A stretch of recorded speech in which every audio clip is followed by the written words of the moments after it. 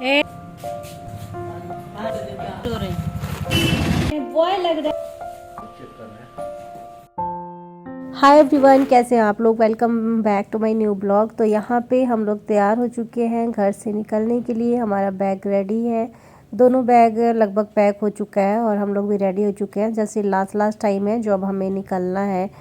तो यहाँ पे अभी खाना वगैरह भी हम लोग ले लिए थे पैक करके। पहले तो था कि 3 बजे हम निकलेंगे और भाई के पास जाएंगे, लेकिन फिर उसको हम लोगों ने कैंसिल कर दिया कि नहीं जाएंगे, एक ही बार हम स्टेशन ही जाएंगे। और उसी के अकॉर्डिंग हम निकल भी रहे हैं। 6 बजे के आसपास का कुछ टाइम हो रहा था, 5:30-6 बजे का टाइम हो रहा था। और जैसे अभी ना मोबाइल में कुछ काम अपना करने लगे थे। और स्पर्श भी अभी यहाँ पे देखिए तैयार हो चुका है। तो स्वेटर वगैरह स्पर्श का तो ऊपर में रखी हूँ क्योंकि पहनाना पड़ेगा। ठंड थोड़ी बहुत तो है ही, एक स्वेटर लायक तो। और वैसे भी ना शाम को तो ठंड लगने ही लगती है। और मैं भी अपना स्वेटर ऊपर में ही रखी हूँ। तो ये हमारा बैग है और एक थैला हमने लिया है जिसमें हम मस्टर्ड ऑयल लेके जा रहे हैं। जो घर वाला मस्टर्ड होता है ना, उसी से तेल निकलवा के वो हम लेके जा रहे हैं। बाकी कुछ लेके अभी नहीं जा रहे हैं क्योंकि सामान हमारा ना टिकट कंफर्म नहीं है। इसी से थोड़ा सा ये टेंशन में थे। मेरा इनका टिकट कंफर्म है, मेरा नहीं है। और एक ही टिकट कंफर्म है, तो कैसे जाएंगे क्या होगा पता नहीं। इसीलिए ना बड़ा डर सा लग रहा था कि कभी भी हम ऐसे गए नहीं हैं बिना एक टिकट कंफर्म। हमेशा हमारा 2 टिकट पहले से ही हम टिकट कराते हैं तो रहता है कंफर्म, या फिर रहता है तभी हम निकलते हैं। अगर तत्काल भी लिए तो कंफर्म रहेगा तभी निकलेंगे, लेकिन इस बार ऐसा कुछ था नहीं। तो ऐसा था ना कि चलो टीटी से बात करके और एक सीट हम कहीं ले लेंगे, पैसे वगैरह दे के जो भी चीज़ें हैं। लेकिन अब जाते हैं फिर। एंड उसके बाद यहाँ पे अभी हम लोग निकल लेंगे। पापा अभी ऑटो लेके आए हैं। तो मम्मी यहाँ पे है, स्पर्श है। स्पर्श को ढेर सारा प्यार मिल रहा था और एकदम उसको भी भागने हुआ था। आने की भी जल्दी रहती है और उसको जाने की भी जल्दी होती है। और जैसे घर से निकल जाएगा ना तो फिर रोना चालू कर देता है दादा दादी के लिए।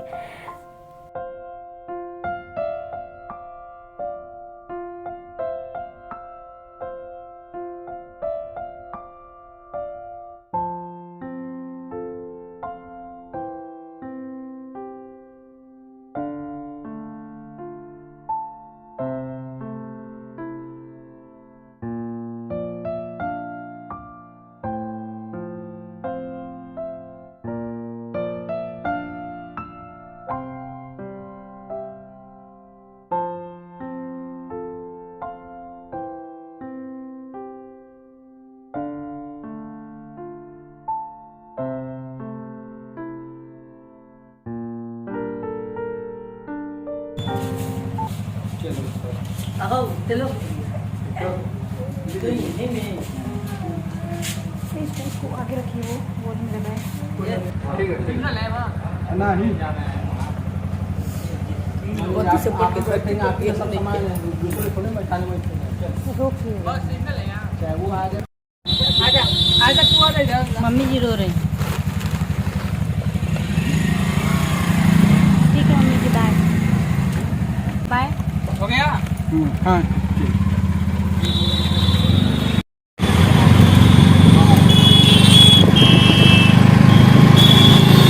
यहाँ मम्मी जी रो रही थी, बोल रही थी कि मेरा बेटा एकदम दुबला पतला हो गया है, खाना नहीं देती, ये नहीं देती, यही सारी चीज़ें थी जो कंप्लेन मेरे लिए कर रही थी।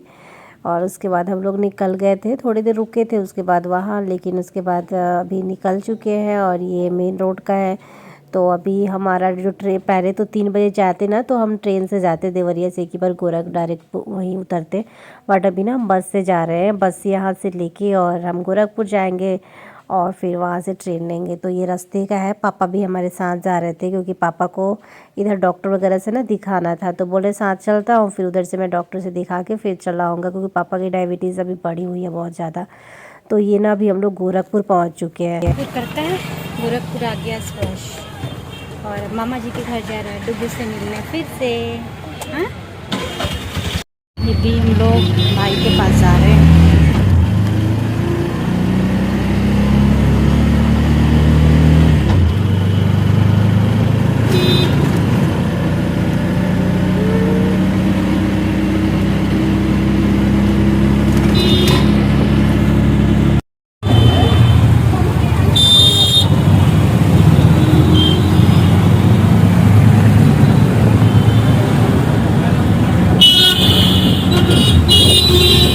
अभी हम लोग ना पहुंच चुके हैं और यहाँ हम भाभी और बस सोचे बैग तो एक बैग को हमने नीचे ही छोड़ दिया था कि हमें तो थोड़ी देर में जाना है। एक्चुअली हम लोग इसलिए आ गए ना क्योंकि हमारी ट्रेन थी 8 बजे।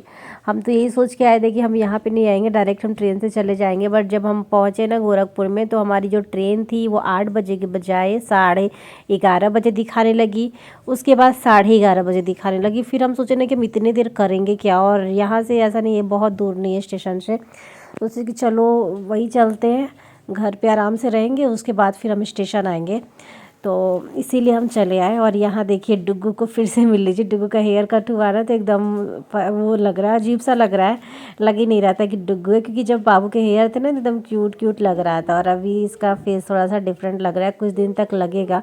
और यहाँ जब मैं बोल रही थी ना, अचानक मुझे तो पहचान ही रहा था, तो आ गया अचानक से पास में और देख रहा था कि फिर से स्पर्श भैया आए।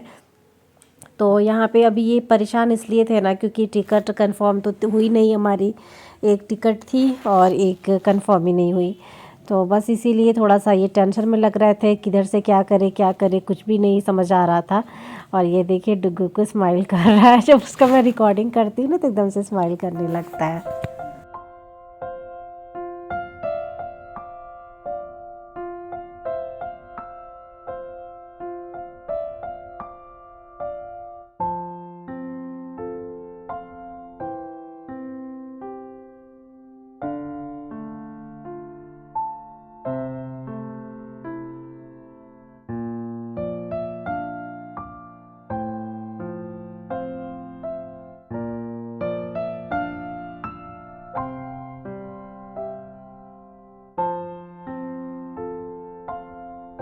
डुगू, hello baby, hello baby,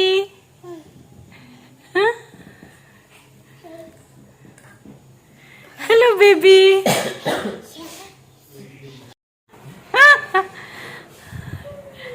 Sudah ada di mana?